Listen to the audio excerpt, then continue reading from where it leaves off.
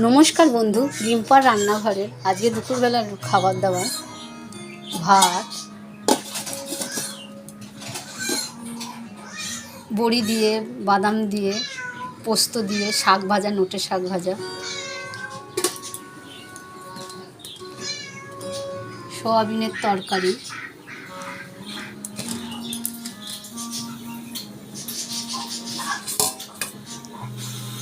ডালের বড়ার তরকারি। ফুল ভিডিওটা দিয়ে দেবো। কুমড়ো ভাপা, উচ্ছে ভাজা, আলু ভাজা, পটল সর্ষে পোস্ত দিয়ে পুর করে ভাজা,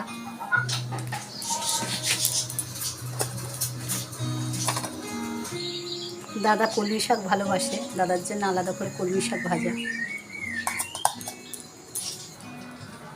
লেবু শসা।